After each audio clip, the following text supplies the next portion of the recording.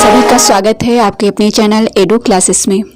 मैं स्मिता मिश्रा आपको UGC net JRF के साथ साथ सभी हिंदी साहित्य के जो भी एग्ज़ाम होते हैं सभी की प्रिपरेशन इस चैनल के माध्यम से कराती हूँ। तो इसी क्रम में हम पढ़ रहे हैं कुरुक्षेत्र के हमने कुरुक्षेत्र जो दिनकर के द्वारा लिखी गई है, प्रगतिवाद की रचना है, जो दिनकर जी ओज के कवि कहे जाते हैं। तो मित्रों, इसका हमने प्रथम सर्ग और द्वितीय सर्ग पढ़ा है। आज हम इस क्लास में तृतीय सर्ग पढ़ने जा रहे हैं, जिसके हम दो भाग पढ़ेंगे, क्योंकि दो भाग से ये होगा जिससे हम आसानी से इसको समझ सकते हैं। ओके, तो आप बताइएगा कि आपको यह क्लास कैसी लगी। तो चलते हैं, स्टार्ट करेंगे और हम इसमें जो कठिन शब्द आएंगे उनको ही देखते चलेंगे। तो हमारा पहला जो तृतीय सर्ग है उसमें देखते हैं क्या दिया गया है। समर निधि है धर्मराज पर, कहो शांति वह क्या है, जो अनीति पर स्थित होकर भी बनी हुई सरला है। आपको हमने पहले ही बताया था कि जो यहाँ पे लिखा गया है ये भीष्म पितामह और जो युधिष्ठिर हैं उनके बीच में वार्तालाप चल रहा है। युद्ध पर विचार, युद्ध हुआ है उस पर विचार हो रहा है। उसमें जो भी वो जो है अपने आप को दोषी ठहराते हैं युधिष्ठिर कि यह जो युद्ध हुआ मैंने सिर्फ 5 लोगों के लिए किया, लेकिन भीष्म कह रहे हैं कि यह जो अन्याय प्रबल वेग में चल रहा था उस पर जो ये तो होना ही था, मतलब उस पर इसकी विजय होनी ही थी, जो मतलब असत्य फैला हुआ था, ये सारी चीजें। तो यहाँ पे जो भी शब्द आप पढ़ेंगे, जो भी कठिन शब्द होंगे इनमें से हम समझेंगे, लेकिन आसान है समझना। साहित्य के स्टूडेंट हैं, आप समझ सकते हैं जो भी शब्द बताए जाएंगे। तो समर का अर्थ तो आप जानते ही हैं कि युद्ध होता है निंद, मतलब निंदा की जानी चाहिए समर की, मतलब युद्ध की। धर्मराज से कह रहे हैं पर कहो शांति वह क्या है, जो अनीति पर स्थित होकर भी बनी हुई सरला है। अनीति पर जो शांति अपना पहरा किए हुए है, जहाँ अनीति पर शांति बनाए रखने को कहा जाए तो वह कोई अच्छी बात नहीं है। क्या वह स्थित होकर भी बनी हुई सरला, यह क्या सही है? तो यहाँ पे इस चीज को देखा गया है। दूसरा जो कहा गया है इसमें, सुख समृद्धि के विपुल कोष संचित कर कल वल छल से, किसी क्षुधित का ग्रास छीन धन लूट किसी निर्बल से। क्या इस तरीके से जो कोष भरा जाए, विपुल मतलब विशाल कोष भरा जाए, सुख समृद्धि का संचित किया जाए छल बल से। क्षुधित का अर्थ क्या होगा? भूखे का ग्रास छीनकर, भूखे के हाथ से उसका ग्रास छीनकर जो धन लूटा जाए किसी निर्बल का, वह सही है क्या? तो वही चल रहा था और भीष्म पितामह कह रहे हैं जो युद्ध हुआ है वो सही हुआ है, वो अनीति जो हो रही थी उस पर नीति की विजय होनी ही चाहिए थी, आप पश्चाताप ना करें। ठीक है, तो विपुल का अर्थ होता है विशाल और क्षुधित मतलब भूखा, ग्रास जो जिसे हम निवाला कहते हैं, तो किसी भूखे का निवाला छीन कर रखना, अपने कोष को बढ़ाना, क्या वह सही है? दूसरा है, सब समेट प्रहरी विठलाकर, कहती कुछ मत बोलो, शांति सुधा बह रही न इसमें गरल क्रांति का खोलो। जो शासक है वह कह रहा है कि उसने अपना पहरा बैठा रखा है और कह रहा है कि जो अनीति हो रही है ये जो है उसमें उसको शांत रखो, उसमें शांति रहने दो। तो क्या ये सही है कि जो अनीति हो रही है उसमें हम कुछ ना बोलें, चुपचाप रहें? तो यहाँ पे यही कहा गया है कि शांति सुधा बह रही न इसमें गरल क्रांति का घोलो। दूसरा है, हिलो डुलो मत हृदय रक्त अपना मुझको पीने दो, अचल रहे साम्राज्य शांति का जियो और जीने दो। मतलब चाहे जितनी अनीति हो, मैं तुम्हारा खून पीता रहूं, लेकिन तुम शांत रहो और साम्राज्य को चलने दो और जियो और जीने दो की जो एक कहा जाता है नीति होती है उसको लागू रखो। तो क्या यह सही है? ये भीष्म कह रहे हैं युधिष्ठिर से। दूसरा है, सच है सत्ता सिमट सिमट जिनके हाथों में आई, शांति भक्त व साधु पुरुष क्यों चाहे कभी लड़ाई। जिनके पास स्वयं सत्ता चलकर आए, चाहे वो अनीति की हो चाहे नीति की हो, तो वो तो शांति चाहेंगे, वह पुरुष तो शांति ही चाहेंगे, वो क्यों लड़ाई करेंगे, क्योंकि उन्हें अपने आप से ही सत्ता मिल रही है। तो यहाँ पे ये भी जो है भीष्म पितामह कह रहे हैं कि सच है सत्ता सिमट सिमट कर, जिनके हाथों में आई शांति भक्त वे साधु पुरुष, क्यों चाहे कभी लड़ाई। वो तो साधु पुरुष ही बनना चाहेंगे जिनके पास सत्ता स्वयं चल कर आ रही है, वो चाहे अनीति करें चाहे कुछ भी करें। फिर है सुख का सम्यक रूप विभाजन, जहां नीति से नय से संभव नहीं अशांति दबी हो, जहां खड़क के भय से संभव नहीं अशांति। क्या कहा है? सुख का सम्यक रूप विभाजन, सुख का जो है रूप सम्य बराबर होना चाहिए, जहां नीति से नय से संभव नहीं अशांति दबी हो, जहां खड़क के भय से। अशांति जब होती है तो कितना भी खड़क उठाई जाए लेकिन वह शांत नहीं होती है। और जहां कहा जा रहा है कि सुख का विभाजन सब में बराबर होना चाहिए। फिर देखिए कहा गया है कि जहां पालते हों अनीत पद्धति को सत्ताधारी, जहां सूत्रधर हो समाज के अन्यायी अविचारी। जहां अनीति की पद्धति को सत्ताधारी अपना रहे हों, जहां सूत्रधार भी समाज के में जो सूत्रधार है वह भी अन्यायी और अविचारी हो, तो वहां क्या होगा? वहां तो युद्ध ही होना होगा, वहां तो अशांति ही फैलेगी। फिर कहा है नीति युक्त प्रस्ताव संधि के, जहां न आदर पाएं, जहां सत्य कहने वालों के शीश उतारे जाएं। जहां नीति युक्त प्रस्ताव संधि के, जहां न आदर पाएं, अगर नीति के लिए कोई प्रस्ताव रखा जाए, संधि के लिए नीति युक्त संधि के लिए प्रस्ताव रखे जाएं, तो वह आदर नहीं पा रहे हैं। जहां सत्य कहने वालों के शीश काटे जा रहे हैं, तो वहां युद्ध नहीं होगा, तो क्या होगा? भीष्म जो है कह रहे हैं जहां खड़ग बल एकमात्र आधार बने शासन का, दबे क्रोध से भवक रहा हो हृदय जहां जन जन का। भीष्म कह रहे हैं कि जहां खड़ग ही एकमात्र शासन करने का आधार हो, क्रोध जो है भवक रहा हो प्रत्येक जन जन में, तो फिर क्या होगा? जब वो अंगारा फूटेगा तो फिर युद्ध तो होगा ही। नेक्स्ट है सहते सहते अनय, जहां सहते सहते अनय, अनय मतलब अन्याय, मर रहा मनुज का मन हो, समझ का पुरुष अपने को धिक्कार रहा जन जन हो।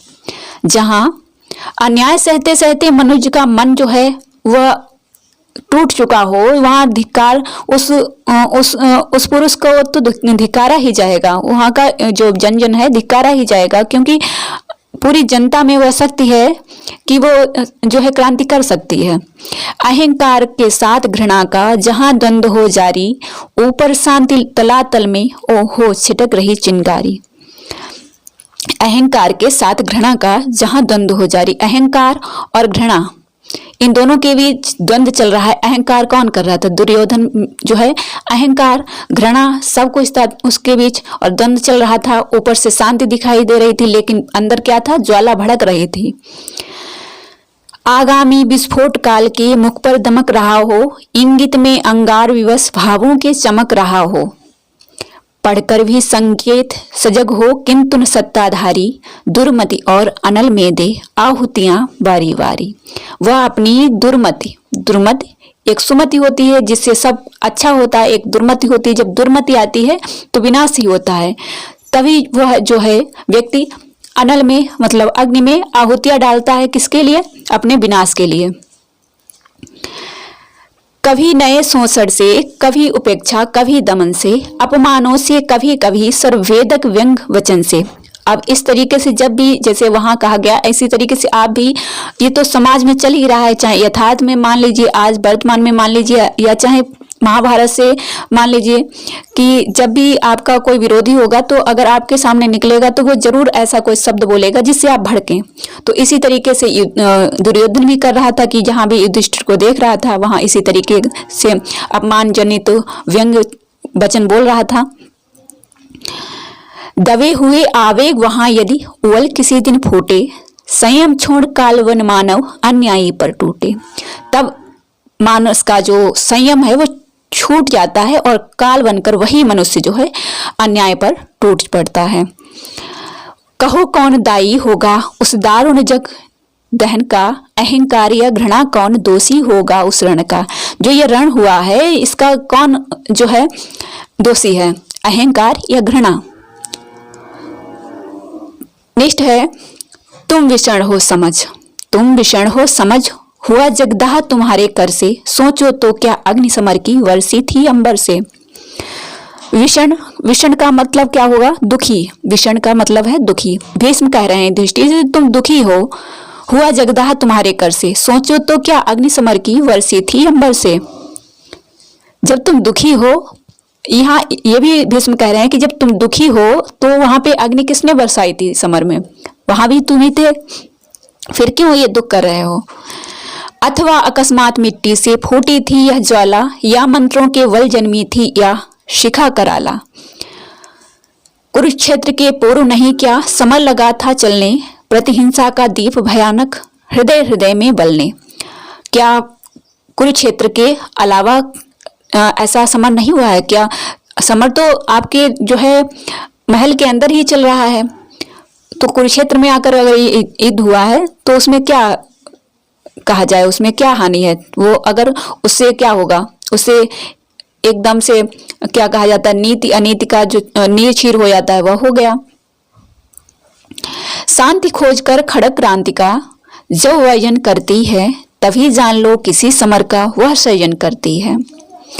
शांति खोलकर खड़ग क्रांति का जब वर्जन करती है, जो तलवार है वह शांति को खोलकर जब अपना वर्जन करती है, तभी जान लो किसी समर का वह सृजन करती है, तभी जो है युद्ध का निर्माण होता है। शांति नहीं तब तक जब तक सुख भाग न नर का सम हो, नहीं किसी को अधिक हो नहीं किसी को कम हो। शांति तभी हो सकती है जब सभी मनुष्यों में समान अधिकार हो, न किसी के पास अधिक हो न किसी के पास ज्यादा हो। और महाभारत में क्या हुआ, ऐसे शांति राज्य करती है, ऐसी शांति राज्य करती है तन पर नहीं हृदय पर, नर के ऊंचे विश्वासों पर, श्रद्धा भक्ति प्रणय पर। श्रद्धा भक्ति और प्रेम पर, नर के ऊंचे विश्वासों पर, तन पर नहीं हृदय पर, ऐसी शांति राज्य करती है। न्याय शांति का प्रथम न्यास है, जब तक न्याय न आता जैसा भी हो महल शांति का सुदृढ़ नहीं रह जाता। न्याय शांति का प्रथम न्यास है, जब तक न्याय न आता जैसा भी हो महल शांति का सुदृढ़ नहीं रह पाता। कृत्रिम शांति सशंक आप अपने से ही डरती है, खड़ग छोड़ विश्वास किसी का कभी नहीं करती है। जो कृत्रिम शांति होती है, जो बनाई हुई शांति होती है, वह सशंकित रहती है, डरती रहती है। वह सिर्फ किसे डरती है, सिर्फ तलवार को डरती है। और जिन्हें इस शांति व्यवस्था में सुख भोग सुलभ है, उनके लिए शांति ही जीवन सार सिद्ध दुर्लभ है। जो ऐसी शांति भोग रहे हैं उनके लिए तो शांति बनाए ही रखना उचित होगा, क्योंकि उनकी शांति भंग ना हो, क्योंकि अनीति पर वह राज कर रहे हैं, असत्य को पाल रहे हैं, तो वह तो शांति ही चाहेंगे। वह क्यों चाहेंगे कि युद्ध हो। पर जिनकी अस्थियां चबाकर सोडित पीकर तन का, जीती है यह शांति दाह समझो कुछ उनके मन का। पर जिनकी अस्थियां चबाकर, जिनके लहू को पीकर यह जो अनीति, यह सुख शांति दूसरा पा रहा है, तो समझो कुछ उनके मन का। जीत यह है यह शांति दाह, जीती है यह शांति दाह, समझो कुछ उनके मन को। मतलब यह उनकी शांति नहीं है, यह उनकी दाह है। सत्य मांगने से न मिले संघात पाप हो जाए, बोलो धर्मराज शोषित बे जिए या कि मिट जाए। सत्य मांगने से न मिले, जिन्हें सत्य मांगने से भी ना मिले संघात पाप हो जाए, बोलो धर्मराज शोषित बे जिए या कि मिट जाए। जिनका शोषण किया जा रहा है वो क्या करें, मरे या जिए, फिर तो युद्ध ही होना चाहिए। न्यायोचित अधिकार मांगने से न मिले तो लड़के, तेजस्वी छीनते समर को जीत या कि खुद मर के। जिन्हें न्याय से अधिकार नहीं मिलता है तो वह लड़के या छीन के समर करेंगे, युद्ध करेंगे, या फिर उसमें जीतेंगे या फिर मरेंगे, लेकिन अपना अधिकार अवश्य लेंगे। किसने कहा पाप है समुचित, सत्य प्राप्ति हित लड़ना, उठा न्याय का खड़ग समर में अभय मारना मरना। अगर पाप हो रहा है और उसी सत्य की प्राप्ति के लिए अगर लड़ना पड़े, खड़ग उठाना पड़े, युद्ध करना पड़े, तो ये कोई अनीति नहीं है, यह नीति है। क्षमा दया तप तेज मनोबल की दे वृथा दुहाई, धर्मराज व्यंजित करते तुम मानव की कदराई। हिंसा का आघात तपस्या ने कब कहाँ सहा है, देवों का दल सदा दानवों से हारता रहा है। हिंसा का आघात तपस्या ने कब कहाँ सहा है, देवों का दल सदा दानवों से हारता रहा है। हिंसा का आघात जो है तपस्या कहाँ सह पाई है, जो चाहे वो रामायण हो चाहे वो महाभारत हो। मनाशक्ति प्यारी थी तुमको यदि पौरुष ज्वलन से, लोभ किया क्यों भरत राज्य का फिर आए क्यों वन से। अगर तुम यहाँ पे जो एक विलाप कर रहे हो, जो पश्चाताप कर रहे हो, भीष्म युधिष्ठिर से कहते हैं अगर तुम्हें लोभ नहीं था, एक तरफ ये भी कह रहे हैं अगर तुम्हें लोभ नहीं था भरत राज्य का तो फिर तुम बन गए थे, तो वहां से क्यों आए युद्ध करने के लिए। पिया भीम ने विष लाक्षाग्रह, जला हुआ वनवासी, केस कर्षिता प्रिया सभा सम्मुख कहलाई दासी। भीष्म ने उस समय विष पिया था लाक्षागृह में और तभी वो वनवासी हुए, क्योंकि उनकी प्रिया जो थी द्रौपदी, जिन्हें केस कर्षिता कहा जाता है क्योंकि उनके केस इतने आकर्षित थे, उनको दासी कहा गया भरी सभा में। तो भीम ने विष ही पिया था क्योंकि भीम से बढ़कर कोई वहां पे बलशाली नहीं था। क्षमा दया तप त्याग मनोबल सबका लिया सहारा, पर नर व्याघ्र सुयोधन तुमसे कहो कहाँ कब हारा। यहाँ पे दुर्योधन को सुयोधन कहा है। क्षमा दया तप त्याग मनोबल सबका लिया सहारा, पर नर व्याघ्र, व्याघ्र किसे कहा है, जो वाघ है, वाघ कहा है सुयोधन तुमसे, कहो कहाँ कब हारा, तुमसे कब हारा वह। क्षमाशील हो रिप समझ, रिप जो ब्राह्मण होते हैं, रिप समझ, रिपु एक तो ब्राह्मण को कहा गया और दूसरा जो आपका क्या कहा जाता है, इसका अर्थ आप बताइएगा हमें, ठीक है। जहाँ द्रौपदी को चला गया था चाल में, तुम हुए बिनत जितना ही, दुष्ट कौरवों ने तुमको कायर समझा उतना ही। तुम जितना ही झुके, कौरवों ने तुमको कायर ही समझा।